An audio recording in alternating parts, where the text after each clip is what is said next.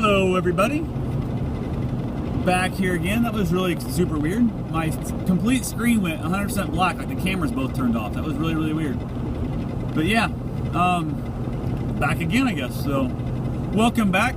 Like I said, that was super weird. It froze up. Yeah, my whole screen went black. I could see where it said you guys joined back up again, but I had nothing there. Yeah, I've never seen that happen. I turned the screen around, it would like show the camera turn, but it's a pure black screen. So who knows? This iPad's like a year and a half old, so it's been through a ton of abuse. I'm not really gentle on my iPad, Matt. Hello, John Surf. How are you doing? Just chilling out here, driving through Tennessee. I'm nearing, I don't know, about 25 miles from Chattanooga. Pony got that the other day. Oh, really? It must be a scope thing then. I'm hoping it's not my iPad, because I really don't want to drop out that money to buy a new iPad. But I'm just, like I said, about 25 miles away from Chattanooga. I can never pronounce that town right. There's a dog park over by there I'm going to go try and get to. Unfortunately, it's not showing up on my GPS. I'm going to have to use my iPad tracking to actually get to it and use the maps on the Apple Maps, which are not always the most accurate, I got to tell you. Apple Maps are definitely not the most favorable in the whole, thing. There was a riggedy at best. Yeah, it goes like it'll do great for like 2 weeks. Periscope will do amazing for 2 or 3 weeks and not have a flaw in it anywhere. And then it'll start throwing out crap for like a week or two. I don't know if it's like when they do updates or what they're doing, but it's kind of interesting. But there was a dog park called Chattanooga Choo Choo, spelled C-H-E-W, which I thought, okay, how can you not go to a dog park named Chattanooga Choo Choo? You've got to go to that dog park. So definitely, it's going to be a little bit out of my way, but not a big deal. From there, I'm heading on down into Cartersville, Tennessee, or Cartersville, Georgia. Yeah, I think I can see Periscope having a growth problem also, because it is blowing up like crazy, and it's going to be amazing when I hear people want somebody to talk. Periscope, oh, I just heard this brand new thing, it just came out yesterday, and I'm like, nope, that's been out for like 9 or 10 months. I've been on it that long. So it's definitely one of those things that some of us, like, this dude, I mean, come on, man, you've been doing 3D printing on, on Periscope for, what, 8 months probably, something like that, and it's going to be amazing if people come on and think it's a new thing, and it's been around forever. So people don't realize how quickly technology can blow up in small little groups. And to give you an idea of what Periscope's doing, Periscope, 6 months, yeah, exactly. Periscope is 95% the reason why I'm doing this trip right now. I would have probably never ridden down to Florida if it wasn't for Periscope. There's a group on here called the Scope Mafia and the Meglos, which is Megan and Carlos Navarra, and then Ponyboy and Stevie are with the Scope Mafia. And if it wasn't for those two groups of people, I probably wouldn't make this trip. Because that I met other friends, How was Manchester? John, Manchester was amazing, except for some jackass about 3:30 in the morning come rolling in with his stereo turned up, full damn blast. It's making people connections. Yeah, exactly. Some guy came in, like, stereo blasting full blast, woke my ass up. Other than that, it was good. So, do you know George down in Naples? I don't think so. What's his Periscope handle? Because I might know that. I'm really bad with names, though, man. I really am. But no, I met a bunch of people through Periscope. There's other people I'm going to hang out with. There's Vince. There's, Karen, George Tan. I don't think so. I had to look him up. But like Karen, who's on here also, I met her through Periscope. I'm going to go down and hang out down at her place. Naples Stan. I'll have to check him out. I'll have to see if I can't find him. But I guess you haven't said if he's any good. If he's any good, I don't want to go follow some dude if he sucks. But but no, like, I'm going to go find out. I'm going to go meet up with Karen and stuff. We're going to do a comedy show. There's so many things that without Periscope, I wouldn't have done. Let's see if I can invite him in. Oh, okay, man. Thanks, man. But yeah, Periscope is really changing the world so much, because unlike YouTube, which I've been doing YouTube, I've got 1.6+ million views on YouTube. I've been doing it for years and years now. It's one of those things that happens. And like John here, I met him through a podcast I did. I did a podcast called Diz Runs, and basically from there, he did the same podcast, episode 193. I remember, John, I was on way back episode 55, and John's on episode 193, and we met up because of that. We've been chatting on Twitter and different things, and I'm actually like on my way to his house right now to hang out and basically, chill out with that guy. So we're gonna, basically go for a run. He's a blind runner, so many really great people when we hang out. Yeah, exactly. And it's one of those things that basically Karen's right down there. I'm not giving you a time frame exactly when I'm getting there yet, John, because I'm gonna stop at a dog park called Chattanooga Choo Choo. So I've got to hit a dog park for that for Bruce to play. Then I'll let you know when I leave the dog park to give you a heads up when I'll be there. But Karen, the people are doing what they call scope meetup. There's like a group of like anywhere from 10 to 30 people from Periscope. That's how they make it. Like, they don't know each other from any other way of life. Never worked together. We're never in prison together. Never went to school together. Nothing. Just Periscope. And these people are hanging out and they're just having a good time. They're having little parties and stuff. And then I feel like I'm also in that same group up in Iowa. So welcome, Terry. How are you doing? Guys, this right here is Terry. This is the jackass that I got to DC with. Most years, I didn't go last year, but most years I got to him and helped him crew these races. So this is the guy that basically stuck up in Iowa in the wind and all that good stuff. At least not in the same cell. Exactly. If you're in the same cell in prison, it's hard to make friends in prison. So that's where Periscope comes along. Imagine having Periscope in prison. That'd have been a good time. So I'm just out here chilling through the mountains. A little bit foggy up top, not too bad. Just having fun. And like I said, I would say there's a couple main reasons I want to get to Florida. A couple in particular people I'm down to see. You lost yet? Dude, I'm always lost. And Periscope is definitely bringing people together. Yeah, Periscope is definitely bringing people together. But Terry, my theory of being lost is you're never lost until you admit it. So if I never admit being lost, fuck them. I'm just taking a scenic route. So definitely, I've got no real plans. I'm just chilling out. I'm gonna, like I said, I'm gonna go see John. John and I are gonna go for a run here a little bit. But I don't know how long I'll be at the dog park. Because there's a dog park down here called Chattanooga Choo Choo. Come on, man. How can you not go to a dog park named that? I've got to get there. So definitely just chilling out in the process. And imagine the world, just go back a few years ago, one guy was periscoping from prison. People were sending him money. No shit. Oh, that'd be funnier than hell. That's messed up. But see, I'm not keystering a cell phone just to Periscope. I'm not sticking a phone up my ass just to Periscope. Now, like for a date, maybe like for a fun thing, put it on vibrate, maybe, I don't know. But that's not just for Periscope. That's a whole different level of intimacy there. So that's gonna be a shitty scope, is all I gotta say. But yeah, it's all crazy and stuff. But I'm just out here just having a good time, chilling along. And imagine just a few years ago, I'm driving through the mountains in Tennessee, for God's sake, between Nashville and Chattanooga, periscoping off my damn, cell towers through a damn iPad, for God's sake. I mean, the technology we live in this world is insane. I mean, for God's sake, you got a 3D printer and you can like print tools and stuff. You can print cutting boards. You can print little gears and gadgets. And just, when was, that was not there 5 years ago, at least not an affordable level that you or I could afford. The world is coming around, and now the new 3D printers are printing with titanium and aluminum and steel. And you can actually print metal and stuff. It's absolutely ridiculous. So, like right now, I got a car next to me is like freaking out because they're like, the little kids are staring at my window, looking at my damn screen. So, oh my God, yeah, where will we be in another 10 years? I don't have a clue where we're going to be at in 10 years. It's absolutely terrifying, but it's one of those things that if you stop and look back, let's go back just 100 years to 1916. People were like, oh my God, we got a car that does 17 miles an hour? We'll never be able to top this. And it's that whole scenario, the fact that we're always making these leaps and bounds of, flight. I mean, imagine the first time you saw flight. I had a great aunt that was born in 1901. She died in 1999. Just imagine what that woman saw in technology, that came along. 1901, grew up in southern Iowa here, in rural Iowa, still saw so many things take place. I mean, all up to 1999, yeah, drones you can ride in. Oh, that's definitely going to be the case. But Amazon at least is going to be delivering packages. So, heading across the Tennessee River. Wow, that's kind of a nice little big bridge there. So, some boats out there on the water.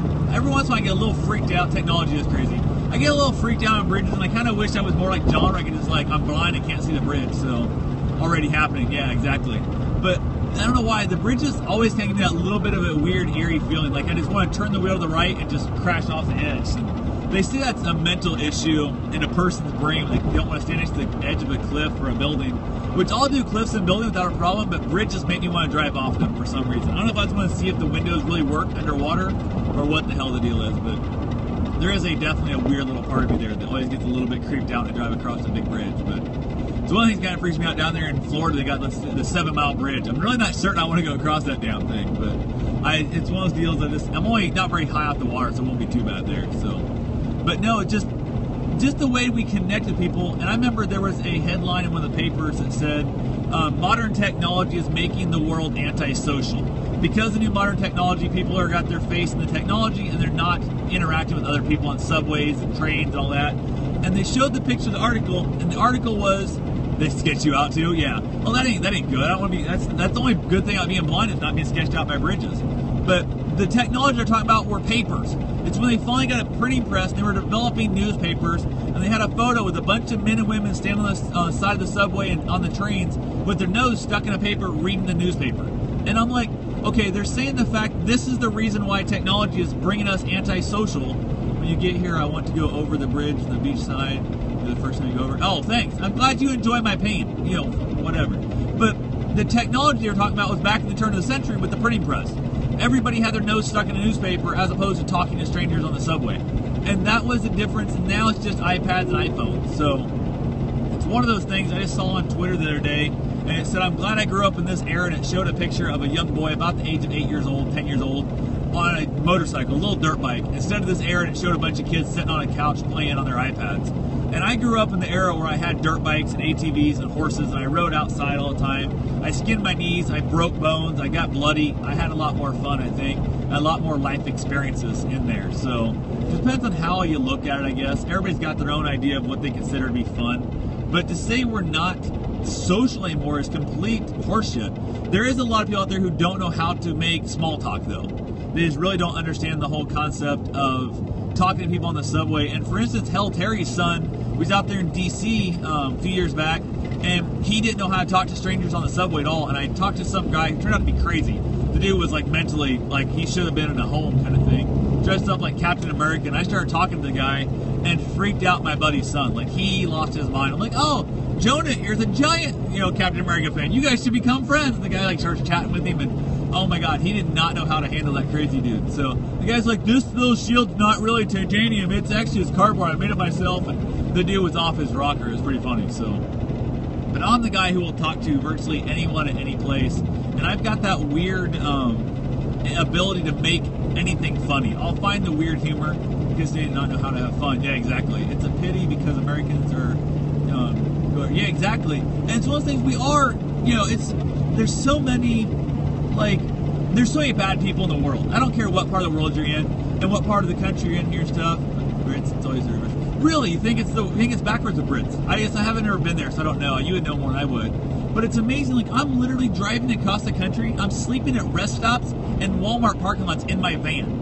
I'm like, I couldn't do that in Compton. I couldn't do that in Detroit, But I'd say 90%, 95% of America, I can do that safely. And I haven't been concerned at all once. Like, I have a small little can of pepper spray that I have with me when I run trails, because in case a dog or something comes up, I can spray the dog. They don't want to get outside. Yeah, that's definitely the truth. But it's one of those things where I don't even have my can of mace. Like, it's in my running bag. It's not even in my hand. So it's one of those deals, like, I feel 100% secure, 100% safe out here. And it's just nothing to worry about. It's one of those things, when I do park somewhere, I park where I can, drive out. I don't, nose myself into a parking spot in case something would get stupid. I could jump in the front seat and drive away. But it's amazing how great our country is. Like, I've been talking to y'all, walked into, a Dollar Tree last night, walked into Walmart, talked to a few people, kind of told my story. On the running trails, I'll stop and talk to people that have dogs and let them play with dogs. So in 79, people were so friendly. Oh my God, yeah. And it's one of those things that we get lucky compared to Europe. Most of us speak the same language. So it really helps out quite a bit, because if you get in Europe, you got to know, there might be 5 different language changes take place in a 2-week long trip, if you're backpacking around Europe. And it's a lot harder to do, but it's so amazing here. And things have changed since 79, but I still think at the base of it, America, we're still all good people. If you're not an asshole, if you want to start dicking with me, I'll be an asshole. But if you come up, I'll give direction to people. All kinds of stuff. I'm a pretty nice guy when it happens to be. And it's all about how you approach us. No different than in Europe. If you go up and you at least try to speak French, hitchhiked around the country in the early 70s, yeah, I think that'd be cool as hell. And nowadays, it's so unsafe. Try to pan or grease. Can't read the signs. Oh my God, yeah, I couldn't imagine how bad that'd be. I want to go to Tokyo so bad. And I've been told that if you stay in Tokyo area, you can kind of get by as an American who can't read Japanese and stuff, but it's still more difficult. But I want to find a Japanese person to tour me around. I'll pay him, I don't care, to take me around Japan. I'd love to go see Japan someday. I think that would be phenomenal. But I want a local or somebody who's very fluently speaking the language, because you can get yourself lost out there pretty easily and really be screwed. So, but there's places in Southern California, Walmarts and Targets and crap, that the signage is in Spanish. They're not, the big sign stuff are not even English, because the employees don't speak English. And that's in Southern California. And there's so many Mexicans up here that they don't even, I'm like, I'm not saying I'm all for all nationalities coming to our country, but speak the damn language, because without language that we're all together, we cannot communicate well. If we can't communicate well, we're going to separate. And that's one of the reasons, if you read, I'm not really a Bible thumper and stuff, but one of the reasons why they claim in the Bible, yeah, Miami's that way. Miami's that way with Puerto Ricans and stuff too, and Cubans, it's ridiculous. But it's one of those things where it's crazy, and they say in the Bible that basically all of man got together and went to build a giant structure to go up to heavens and kill God. So God knocked down the structure and spread out man across the world and made them all speak different languages, so they would never be able to come together and have the power to try and take him down again. Now, do I believe in if there's true? I don't know. Italian or Bible, exactly. Having a good tip, yeah, exactly. Hey man, I'm gonna do my best to have a good trip here, but it's one of those things with that whole concept of the tower that why would you want to come to America and not learn to speak the damn language? Because all you're going to be doing is mowing lawns, cleaning bathrooms at hotels and stuff. Coming back together, yeah, exactly. We are coming back together, and it's going to be a different world when we all do have that. No, we don't have the gap of language barrier.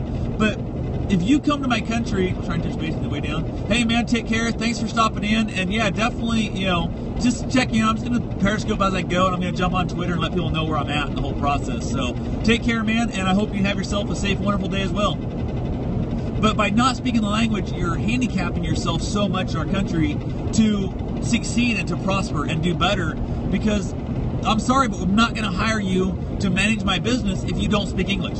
I'm not going to learn Spanish to help so you can be an employee of mine. I'm not going to do it. Now, I'm not saying I wouldn't hire you to clean the parking lot, because guess what? Because you can't get a management job because you don't speak English, I can pay you less to clean my parking lot. I'm not being a racist, I'm being a realist. There's a damn difference. And I had a bunch of my customers come in who didn't speak English at all, and they'd bring like their 8-year-old child in to, basically interpret for them. And it was such a sad state that here you are, I've been in the country for 12 years, your kid was born here, and you still don't speak the damn language. It just, I don't know, it drives me nuts, so. Oh yeah, learning sign language would be pretty cool. That would be very, very helpful, so. But I would definitely, sign language would be a badass thing. If I was gonna learn a language, I probably would learn Spanish just because there's more people around me. But if I wanted to learn a language for bettering me in the world for overall life, I'd probably learn Chinese, because there's a lot more people out there with Chinese, so we should all learn more language. Yeah, we should, but at the same time, Karen, I gotta tell you, we don't have a national language in our country, but I wish we did. Because we wouldn't have, when you have to go to California, go to Miami and walk into the DOT and the DMV, whatever, and get your driver's license. It's going to be 7 different languages you got that shit printed in. How much money are we wasting printing all these damn things? I'll teach you Braille. Oh my God, dude. I have a learning disability, so I cannot read or spell worth this shit. So I really don't think I'm going to learn Braille. The only place I really want to study Braille in is in a strip club. Because I think learning Braille in a strip club would be a really good thing. So we could definitely walk into a strip club, I put on some glasses with pretend we're blind, and they'll let us touch a lot more because you can't see nothing. So I think that'd be the best place to learn Braille in a strip club. But definitely if it's a cold strip club, it's definitely a lot pointier situation. But it's one of those things that's just all is good, so. But anyway, guys, I'm going to thank you all, and I'm going to jump off here. I'm 8 miles away from where I need to turn off to go to the dog park, so I got to turn the iPad over to my map so I can find my Chattanooga Choo-Choo. Braille is touch, so you probably learn quickly. But yeah, it probably would help me learn quite a bit. I did study a little bit of Braille back in 3rd or 4th grade, and I started to pick it up, but I don't know, it's one of those things that I just never really did stay on top of it, so. But I'm going to go jump off here. Again, I want to thank everybody for stopping in and hanging out. And when I leave the dog park, John, I will hit you up and let you know I'm leaving. So give you a heads up of how long it'll be before I get there. So it's probably going to be an hour after I leave the dog park, maybe a little bit longer before I get to your place. So anyway, guys, thanks for watching, and I'll talk to y'all soon. Have yourself a safe and wonderful day. Stay out there and be positive.